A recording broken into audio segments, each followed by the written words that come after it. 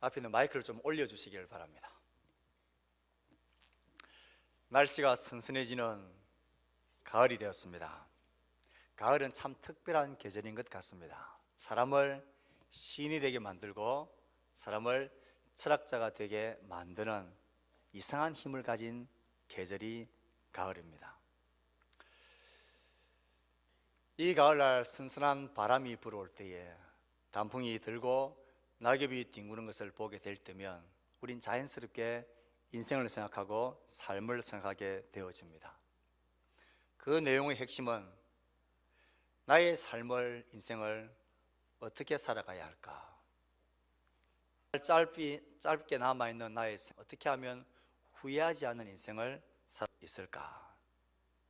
돌아보고 나의 삶을 점검해보고 앞으로 나의 남은 삶들을 생각하게 됩니다. 어떻게 살아야, 무엇을 하며 살아야 후회하지 않을 살까? 생각을 가을이 되면 하게 됩니다. 왜 이런 생각을 해야 하게 될까요?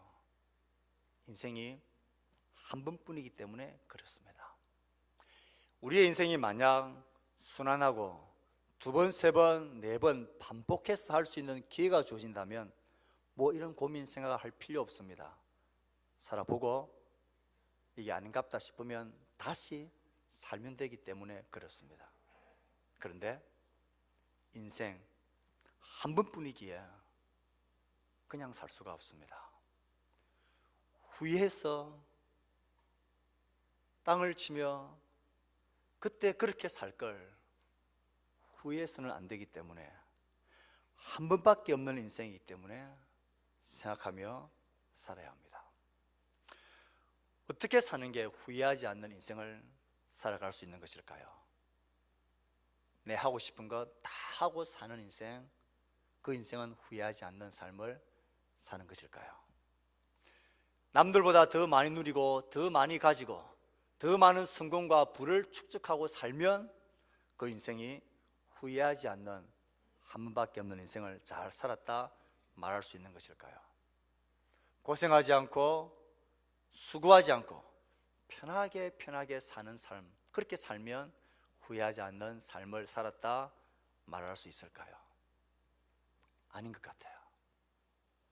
아무리 생각해봐도 한 번밖에 없는 인생을 후회하지 않는 인생으로 살기 위해서는 한 번밖에 없는 기회이기 때문에 그때 하지 않으면 안 되는 가장 중요한 일, 꼭 해야 될 일, 절대로 두 번 다시 놓쳐서는 안 되는 그 무언가, 그것을 하고 살아야 됩니다.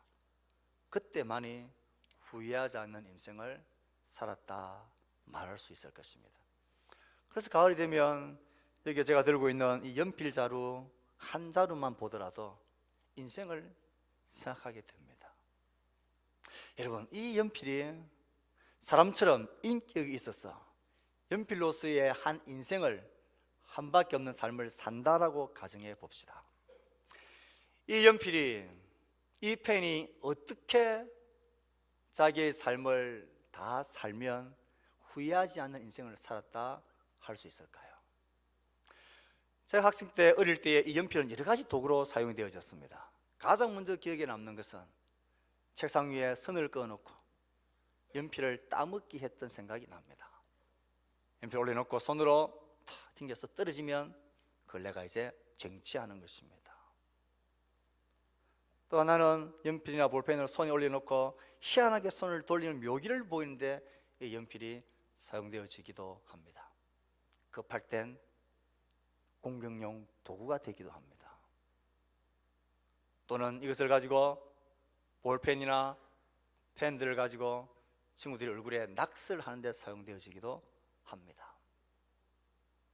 그렇게 사용되어지는 것이 연필의 일생을 후회 없는 삶을 살았다 할 수 있을 것 같지 않습니다. 펜은 뭔가를 쓸 때에 시인의 손에 들려서 아름다운 시가 적혀 내려가고 연인의 손에 들려서 아름다운 사랑의 편지가 쓰여지고 감동적인 소설이 쓰여지고 사랑과 용서의 고백들이 쓰여질 때 자신들의 손에 들려서 공부하고 학습할 때에 서여질 때에 배는 서여지므로 가장 의미 있는 삶을, 후회 없는 삶을 살아갈 수 있는 것입니다. 그렇다면 무리가 됩니다. 왜요? 왜 연필은 서여질 때 가장 가치 있는 삶을 살았다 말할 수 있는 것입니까? 연필을 만든 사람이 연필은 쓰임 받도록 쓰도록 만들었기 때문에 그렇습니다. 연필을 쓰면 심이 닳고 자기 몸을 깎아내야 되는 아픔이 있긴 하지만 그럼에도 불구하고 뭔가를 아름답고 감동적인 사랑의 은으로 글을 써나가고 학습을 하며 쓰여질 때 그때 연필은 후회하지 않는 자신의 생을 사는 것입니다.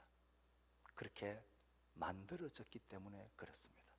지가 하고 싶은 대로 자기가 하고 싶은 것을 하면서 사용되어질 때가 아니라 자신이 만들어진 그 목적에 맞게 사용되어질 때에 가장 아름다운 것이고 후회하지 않는 한 번밖에 없는 삶을 살아낼 수 있는 것입니다.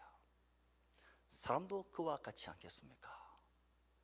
사람도 인생 한 번뿐이기에 한 번밖에 없는 삶을 나를 이 땅에서 살게 하신 그분의 목적에 맞게 사용되어지도록 나를 한 번밖에 없는 삶을 살게 하도록 하신 그분의 목적에 맞게 사용되어질 때에 그때 비로소 우리의 삶도 한 번밖에 없는 인생 후회하지 않고 잘 살았다, 아름답게 살았다 스스로 만족할 수 있게 될 것입니다. 이 가을날 하나님께서 우리를 한 번밖에 없는 인생을 살도록 허락하셨습니다. 누구도 내가 원해서 이 땅에 이 시기에 태어난 사람 아무도 없습니다. 하나님 우리를 이 시기에 이곳에 한 번밖에 없는 인생을 살도록 두셨습니다. 그렇다면 우린 생각해야 합니다. 나를 이 땅에 두신 한 번밖에 없는 인생을 살도록 하신 그분의 목적이 무엇인지, 무엇을 하며 살다 오라고 한 번밖에 없는 인생을 우리에게 주셨느냐 하는 것입니다. 오늘 본문의 말씀은 우리가 잘 아는 익숙한 본문의 말씀입니다. 그라사인이라는 지방에 귀신 들린 한 광인이 있습니다.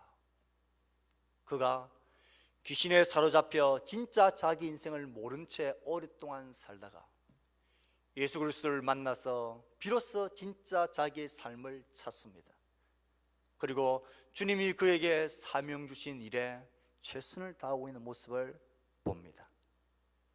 이 본문의 말씀 그라사인의 광야의 모습 속에서 한 번밖에 없는 인생의 이 인생을 후회하지 않는 바른 의미 있는 삶을 살아가기 위한 우리의 모습을 돌아볼 수가 있습니다.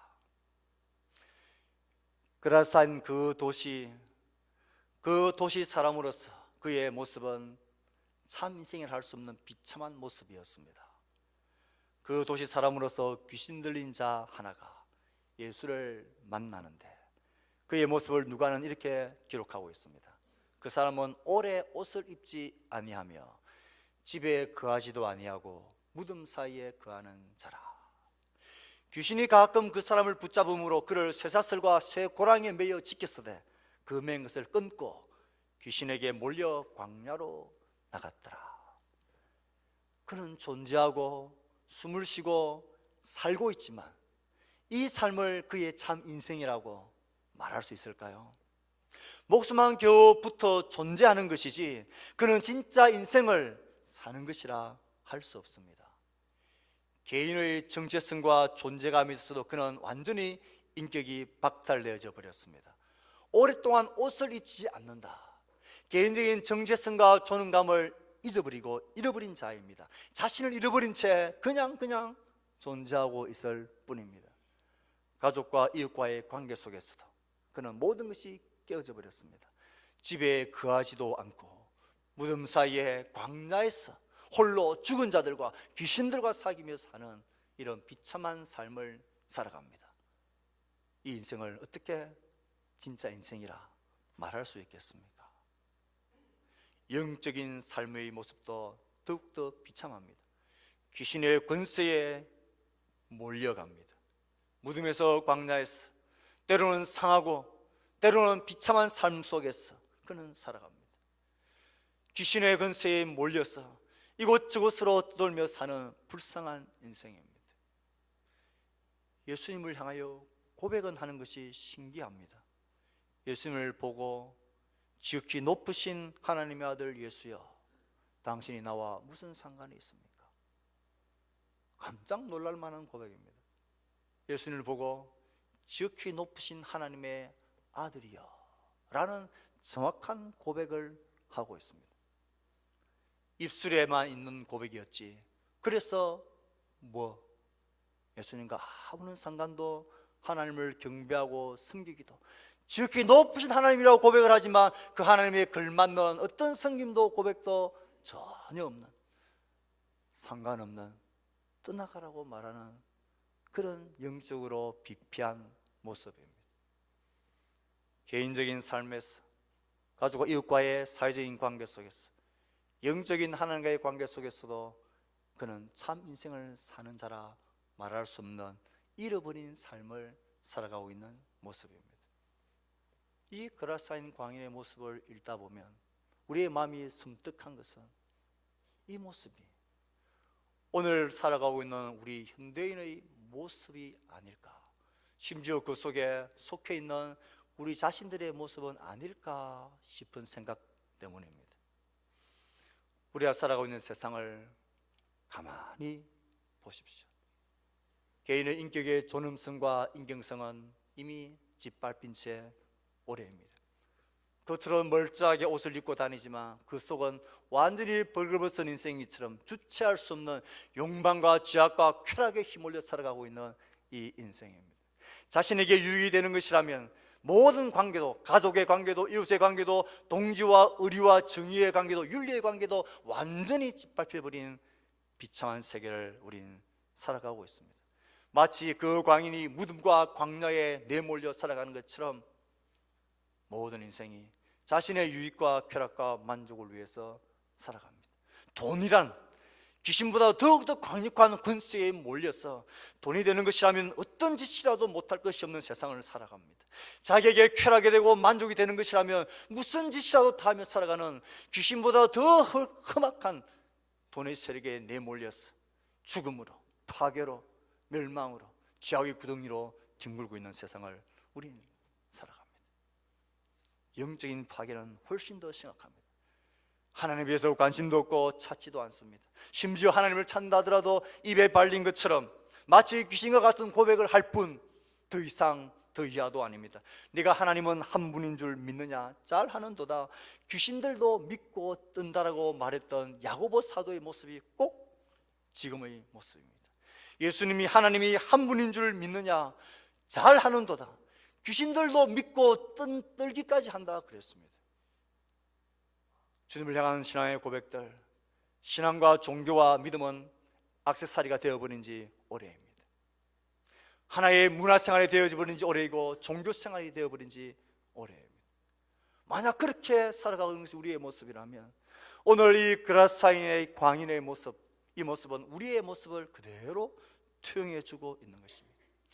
우리의 모습이 더 심각한 것은 우리가 이렇게 휘몰려 살아가면서도 나는 괜찮다라고, 이렇게 사는 게 인생이지, 뭐 인생 별거 있냐, 내 하고 싶은 것, 내 누리고 싶은 것, 내 만족, 내 욕망을 추구해서 열심히 마음껏 한번 살다가 가는 거지. 인생 한 번밖에 없는 것, 나의 것, 그렇게 닥치는 대로 최선을 다해서 살다가 가는 거지. 오히려 인생을 잘 살고 있는 것처럼 착각을 하고 있습니다. 내가 원하는 것, 내 의지와 내 마음에 소원하는 것, 내 성공과 만족과 쾌락과 부를 위해서 이렇게 휘몰려 살아가고 사로잡혀 살아간다는 생각을 전혀 하지 못합니다. 그러면서 열심히 살기에 내 인생 잘 살고 있다 착각하고 오해하는 것입니다. 우린 이 자리에서 멈춰서서 생각해야 합니다. 인생 한 번뿐이기에 정말 내가 지금 살아가고 있는 내 삶의 인생의 모습들, 삶의 방향들, 지나온 인생의 삶의 추억들, 앞으로 살아가야 할 내 인생의 삶은 어떻게 하면 후회하지 않는 진짜 인생, 참된 인생을 살아가야 할까? 무엇에 힘올려서, 무엇에 사로잡혀서, 무엇을 바라보며, 무엇에 힘쓰며 살아가야 내 인생 끝자락에서 뒤돌아볼 때에 후회하지 않는 인생을 살아가느냐? 우리가 그라사인의 이 광인의 모습을 볼 때에 우리가 깨달아야 할 모습이 있습니다. 지금 내 삶과 내 인생은 참 인생을 살아가고 있느냐? 그러냐? 그렇지 못하냐? 돌아봐야 합니다. 이 그라사인의 인생은 잃어버린 인생이었습니다. 모든 것이 파괴되어 버린 가짜 인생이었습니다. 참 인생이라고 말할 수 없는 그런 비참한 처지였습니다. 그런 그가 달라지고 변합니다. 예수님을 만난 후에, 그분과의 만남 후에 그의 삶은 참 인생으로 변화되어집니다. 파괴되었던 삶들이 회복되어집니다. 변화된 그의 모습을 누가는 우리에게 이렇게 보여줍니다. 그를 사로잡았던 귀신들은 나와 돼지에게로 들어가고 그 돼지떼들은 호수에 들어가 몰살하게 되어집니다. 그를 사로잡았던, 그의 인생을 가짜 인생으로 만들었던, 그의 눈을 어둡게 만들었던, 그들을 광야로 무덤으로 휘몰아갔던 그 귀신의 세력들은 쫓겨나고, 귀신 나간 사람이 이제는 옷을 입고 정신이 온전하여 예수의 발치에 앉아 있는 것을 동네 사람들이 보았다. 옷을 입었습니다. 자신의 존재감과 인격성을 회복하는 것입니다. 정신이 온전해져서 사람들과 사귀고 대화하고 교제할 수 없었던 그가 예수의 발치에 앉았다. 그가 대화를 나누고 그와 교제하며 사귀는 그런 모습을 동네 사람들이 보고 놀라워하고 있습니다. 후반부에는 예수님의 배에 오르자 예수님, 나도 예수님과 함께 가고 싶겠습니다. 도저히 그 누구와도 함께 있을 수 없었던 그가, 가족들과도 집에도 있지 못했던 그가 예수님과 함께 주를 따라 그와 함께 가고 싶다라는 소원을 드릴 만큼 그의 삶이 변화되었습니다. 개인적인 인격적인 존엄성이나 사회와의 관계, 이웃과의 관계 속에서나 영적인 문제 속에서도 예수 그리스도를 만남으로 그의 인생은 거짓 인생, 가짜 인생, 무의미한 삶에서 진짜 인생, 참된 인생, 의미 있는 삶으로 전환이 출발이 되어진 것입니다. 우린 여기에서 그가 어떻게 이렇게 변화되어졌냐, 어떤 모습으로, 어떤 사건으로, 어떻게가 중요한 게 아니라 그가 예수 그리스도를 만나고 예수 그리스도를 통해서 그의 인생이 진짜 인생으로 출발하게 되어졌다는 이 사실에 집중할 필요가 있습니다. 우리는 저마다 처지와 형편이 다릅니다. 예수 그리스도를 만나게 되어지는 동기와 모습과 태도는 우리 모두가 각양각색으로 다 다릅니다. 다 다르지만 중요한 공통점 하나 있습니다. 예수 그리스도를 만나고 그분을 통과하고 나고 나면 그때 비로소 진짜 내 삶, 진짜 내 인생, 한 번밖에 없는 진짜 내 삶이 그때 비로소 출발하게 된다는 이 분명한 사실입니다. 돌려서 말하면 내 삶 가운데 나를 만드시고 창조하신 그분과의 만남과 그분과의 통과함이 없는, 그분과의 부딪힘이 없으면 진짜 내 인생은 아직도 시작한 것이 아닐 수 있다는 것입니다. 여전히 내가 원하고 내가 바라는 대로 내 열심으로 내 목적을 쫓아서 그렇게 아무리 열심히 살아가도 이것이 한 발짝 뒤에서 보면 무언가에 몰려서, 무언가의 세력에 휘사여서 죽음으로, 무덤으로, 광야로 열심히 살아 쫓아가는 것이 마치 그게 진짜 인생이냐 착각하고 살고 있는 것과 뭐 다를 게 있겠습니까? 나를 창조하시고 만드신, 한 번밖에 없는 인생을 살도록 나에게 계획하시고 이 자리에 두신 그분을 알지 못하고 마다하지 못한 채 살아온 내 인생은 진짜 내 인생이 아닙니다. 진짜 삶이 아닙니다. 진짜 내가 살아가야 할 한 번밖에 없는 인생의 모습이 아닌 것입니다.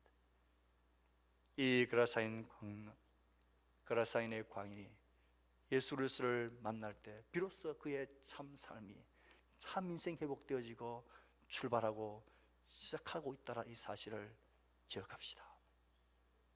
우리에겐 두 개의 연수가 있습니다. 주민등록상에 기록되어져 있는 생년월일을 보면 올해 나의 연수, 나의 나이가 얼마인지 알 수 있습니다. 저는 68년생이니까 제가 50인지 46인지 49인지 잘 모르겠습니다. 이제는 생각하기가 싫어요. 진짜 어르신들의 마음이 조금 이해가 되기 시작합니다. 70이 넘어가면 5년이 지나도 70이고 10년이 지나도 70이고 그렇다 말씀하시는 마음이 이해가 됩니다. 육신적인 우리의 연수가 있습니다. 하지만 더 중요한 연수가 있습니다. 나를 만드시고 한 번밖에 없는 인생을 내 삶에 허락하신 그분을 만나고 그분을 믿고 그분을 따르기로 작정한 그때부터 시작되어지 진짜 내 인생, 진짜 내 삶의 연수가 얼마나 되었느냐, 이게 훨씬 더 중요합니다. 왜요? 이게 진짜니까.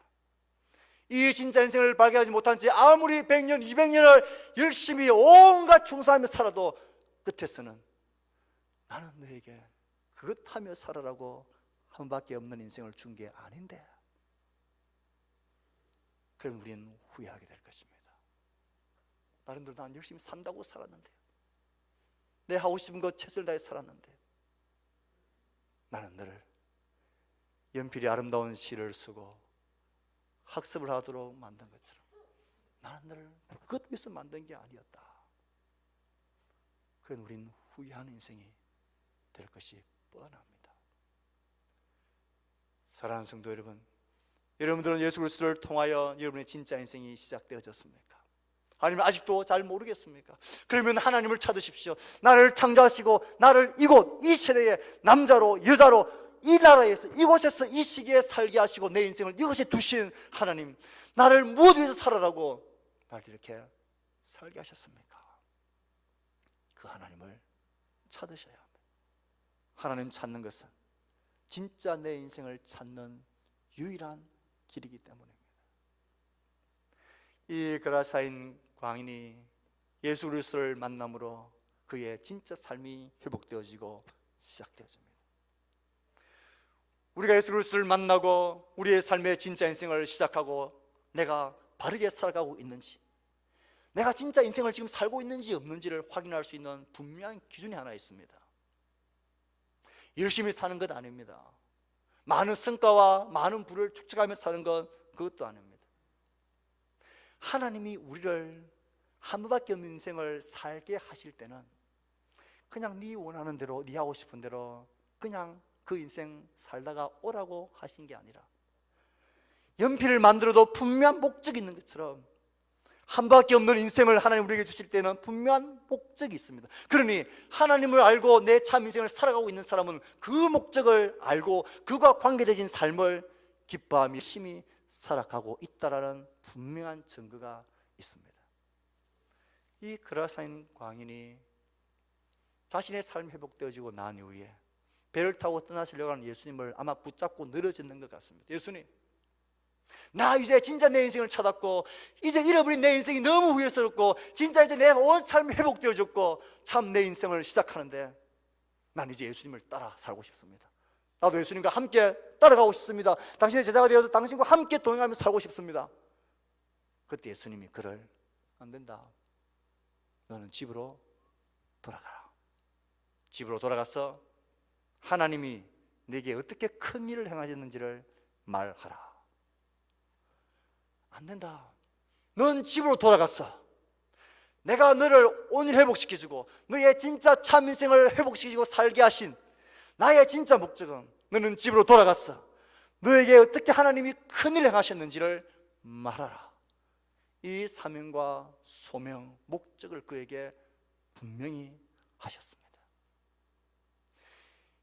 그라사인 이 광인뿐만 아니라 예수 그리스도를 알고 그분을 따르고 진짜 내 인생을 시작한 모든 사람들에게는 우리가 진지하게 묻지 않아서 그렇지, 우리가 진지하게 고민하지 않아서 그렇지, 우리가 진지하게 하나님 앞에 간구하며 몸부림치지 않아서 그렇지, 하나님은 우리를 한 밖에 없는 인생을 살게 하시면 그 삶을 통하여 이루고 싶어 하시는, 하고 싶어 하시는 우리의 목적이, 사명이, 소명이 우리 모두에게 있는 것입니다. 그런 것 없이 하나님 우리를 한 밖에 없는 인생을 살게 하실 리가 없습니다. 이유가 없는 것입니다. 하나님 우리를 땅에 살게 하신 여러 가지 목적을 성경에서 찾을 수 있습니다. 릭 우레 목사님은 목적이 이끄는 삶에서 여러 가지 유의 목적을 이야기합니다. 하나님을 예배하고 찬양하고, 하나님의 자녀로서 내 삶을 만들어가고 교회를 세워가고, 그 중에 한 가지가 예수 그리스도의 복음을 알지 못하는 자에게 증인이 되게 하기 위해서 하나님 우리를 살게 하셨습니다. 이 그라사인 광인에게 주신 그 목적 그대로 우리에게도 하나님은 주셨습니다. 예수님께서 요한복음에서 이렇게 말씀하셨습니다. 아버지께서 나를 세상에 보내신 것 같이 나도 너희를 세상에 보낸다. 왜 보내십니까? 하나님이 너에게 행하신 큰 일을 너의 집에 가서, 너의 동네에 가서 말하라. 이 분명한 목적을 두고 예수님은 그 광인의 삶을 회복시키시고 진짜 인생을 찾게 하셨습니다. 그리고 그 일에 충성했습니다. 집에 가서 말해야 했던 그는 집뿐만 아니라 온 성내에 이 사명을 힘있게 감당하고 전파했습니다. 하나님이 나를 부르신 삶에 그 사명과 소명을 생각하고 무슨 일을 하든 이 목적을 잊지 않고 이 목적과 관계되어져서 열심히 살아가고 있느냐 없느냐, 적어도 이 목적을 가지고 기도하고 관심을 가지고 누굴 만나든 누굴 보든 그런 시각으로 보고 있는 마음과 소원을 가지고 사느냐, 이걸 보면 내가 진짜 인생을 살아가고 있느냐, 그것을 알 수가 있습니다. 이 사명과 증인의 목적을 이야기하면 우리 가운데는 왠지 모를 답답함과 두려움이 우리의 마음을 짓누르게 됩니다. 또 그 이야기가, 전도해라는 이야기가, 복음 전하라는 이야기가, 그런데 여러분, 인생 한 번뿐이기야. 이 인생을 후회하지 않는 인생으로 살아가려면 하나님이 나를 부르시고 만드신 그 목적을 내팽개쳐 버리고는 그겐 어떤 의미도 만족도 있을 수가 없습니다. 감사한 것은 우리에게 이 사명을 주신 것은 우리에게 부담이나 짐이 아니라 우리의 기회이고 특권이라는 사실입니다. 자주 이런 질문을 우리는 듣고 말하기도 합니다. 왜 하나님은 우리가 예수 그리스도를 나의 구주, 나의 하나님으로 받아들이고 나 예수님을 영접하고 예수님을 따르겠습니다, 난 하나님을 믿습니다라고 고백하는 순간 우리를 왜 천국으로 직행으로 데려가지 아니하시고 이 문제 많고 고통 많고 신경 쓸 일이 많은 이 세상에 우리를 그냥 남겨두시느냐 하는 것입니다. 왜 우리가 예수 그리스도를 믿는 그 순간 됐다 이제 천국에 가자 하고 우리를 데려가시면 좋겠는데 왜 하나님은 우리를 천국에 바로 데리고 가시지 않는 것일까요? 천국에 가면 할 수 없는 일을 너희 한 번밖에 없는 인생을 살면서 꼭 하고 오라고, 해야 될 일이 있기 때문에, 천국에서는 도저히 할 수 없는 일이 있기 때문에 그것 하고 오라고 우리에게 인생의 삶을 계속 살아라고 말씀하십니다. 천국에는 할 수 없는 것이 몇 가지 있습니다. 천국에 가면 더 이상 죄를 즐기며 살아갈 수 없습니다. 죄와 관계된 삶을 살아갈 수 없습니다. 동시에 천국에서 할 수 없는 중요한 것 한 가지가 예수를 믿지 않는 사람들에게 내가 알고 믿는 예수님을 전하는 일을 할 수 없습니다. 그곳에는 모두가 예수를 믿는 사람만 있기 때문에 그렇습니다. 그렇다면 오늘도 나의 심장이 두근거리고 나의 심장이 펄떡펄떡 뛰고 있고 나의 피가 뜨겁고 이 인생을 아직도 살아가야 할 나의 생애가 남아있다라는 이 사실을 안다면 왜 하나님은 우리를 아직 이 땅에서 살게 하시는 걸까요? 이것은 우리에게 주신 기회입니다. 내 속에 있는 내가 아는 예수 그리스도, 그분을 소개하고 말하는 것은 이건 부담이나 무거운 짐이 아니라 우리가 한 번밖에 없는 인생을 후회하지 않고 살아가게 만들 수 있는 기회입니다. 이건 하나님이 주신 특권이자 선물인 것입니다. 우리의 이 마음을, 이 깨달음을 그래도 개운치 않게 만드는 것 한 가지는 그게 어디 쉬운 일이냐, 해보니까 어렵더라는 것입니다. 그런데 여러분, 어려운 게 아닙니다. 이 게라사인 광인에게 예수님께서 사명을 주셨습니다. 가서 말해라. 하나님 내게 행하신 큰 일을 말해라. 그 사명과 목적과 그 임무를 받은 그가 돌아가면서 마음이 두려웠을까요? 어떻게 말하고 어떻게 조리 있게 무슨 말부터 해야 될까? 내가 어떻게 이렇게 됐는지, 어떻게 내가 변명하고, 어떻게 설명하고, 어떻게 증거를 내가 갖다 붙여야 될까? 어떻게 그를 설득시켜야 할까? 이런 고민을 그는 하나도 할 필요가 주어도 없습니다. 왜요? 너에게 행하신 하나님의 큰 일을 말해라 그랬어요. 없는 걸 갖다 붙이지도 말고, 남들이 보았던 것 말하지도 말고, 네가 경험했던, 너 속에 일어났던 일들, 너가 누렸던 하나님의 손길, 너가 누렸던 복음의 기쁨과 평안, 네가 예수 그리스도 안에서 경험했던 그것. 그래서 예수는 우리에게 증인이 되라고 말씀하셨지. 복음의 경영자가 되든지, 복음을 파는, 설득해서 파는 세일즈맨이 되든지, 이것을 잘 이해시키는 변호인이 되든지, 이런 것 하지 말고 그냥 너에게 행하셨던 그 일을 말하는 증인이 되라 말씀하십니다. 내 삶이 일어났던가, 내가 경험했던가, 나에게 행하셨던 하나님 일을 말해라. 증인은 그런 것입니다. 내 인생에 있어서 나보다 누가 더 전문가입니까? 내 감정과 내 삶의 형편에서 누가 나보다 나를 더 잘 알겠습니까? 증인이 되는 것은 결코 어려운 일이 아닙니다. 설득하는 일도 아니고, 그를 굴복시키는 것도 아니고, 그 사람이 나에게 말을 듣고 믿으나 안 하나 상관없이 나에게 행하시던 하나님의 마음, 나에게 경험시켜주셨던 주님의 손길, 내가 주를 인해서 누렸던 평안들, 확신들, 자유함들, 모든 두려움에서의 평안들, 좋음, 즐거움, 그 기쁨과 환호와 소망을 말해주는 것입니다. 그러므로 인생 한 번뿐인 것은 우리에게 주신 기회인 것입니다. 증인이 되라는 기회이고, 이 증인이 되는 것은 결코 어려운 게 아니고 쉬운 것입니다.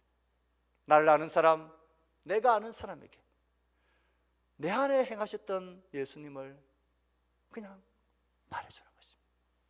그들을 위해서 그들이 누구인지를 내 마음속에 작정하여 품고, 그 영혼의 구원받기를 간절히 바라는 마음으로 기도하고, 그에게 가서 사귀며 좋은 친구가 되어주고, 그리고 내 속에 일어났던 예수 그리스도를 그에게 말하면서 너도 한번 가보자, 너도 나처럼 예수 그리스도 안에서 이 기쁨과 자유를 누릴 수 있을 거다, 내가 기도해 줄게, 초청하는 것. 하나님이 이 일 위에 역사하실 것입니다. 오늘 이 말씀을 드리는 것은 이유가 있습니다. 우리가 후반기 가을마다 해왔던 VIP 초청주의를 올해 가을부터는 오이코스 초청주일로 명칭을 변경했다 그랬습니다. 오이코스는 우리의 집안 사람들이고, 우리의 이웃이고, 우리의 VIP들이고, 우리의 소중한 친구들입니다. 11월 13일 주일날 우리는 이 오이코스 초청일을 계획하고 D-Day를 정해놨습니다. 그 6주 전 우리는 오이코스 캠페인을 시작하게 될 것입니다. 오늘은 오이코스 캠페인이 시작되기 전 2주 전입니다. 그래서 이제 우리는 이 우리의 사명과 인생의 의미에 대해서, 무엇을 인정했어야 될 것에 대한 주의 말씀 앞에 우리의 마음을 준비하며 기도하며, 하나님, 나도 내 인생을 무의미하게 후회하며 살고 싶지가 않습니다. 정말 주의 말씀 앞에서 내 인생들 정말 후회하지 않는 진짜 의미 있는 인생을 살아가고 싶습니다. 내가 하고 싶은 것, 남들이 원하고 남들이 보기에 성공적인 그런 인생 말고, 내 삶을 허락하신 하나님이 나에게 주신 그 목적, 그 삶을 나도 인식하며 나도 그 일 위에 쓰임받는 인생 되고 싶습니다. 하나님, 우리를 사용해 주십시오. 이 특권과 내가 잘할 수 있는 이 일에 나도 쓰임받는 인생 되게 해 주십시오. 지금부터 우리가 기도하며 우리가 준비합시다. 그래서 하나님께서 우리에게 허락하신 그 놀라운 구원의 열매들을 보는 기쁨이 있기를 간절히 축원합니다. 사랑하는 성도들, 우리는 매주일마다 작정하고 기도하고 사귀고 초청합시다. 열매는 하나님께서 하십니다. 이 시작들을 준비하면서 우리의 마음이 진짜 내 인생 후회하지 않는 한 번밖에 없는 인생, 귀한 인생으로 쓰임받는 아름다운 삶 될 수 있기를, 아름다운 공동체 될 수 있기를 주의 말씀으로 축복합니다. 아멘. 우리 주신 말씀을 생각하며 헌신하고 다짐하는 기도를 각자의 목소리를 하나님 앞에 드립시다. 기도하겠습니다.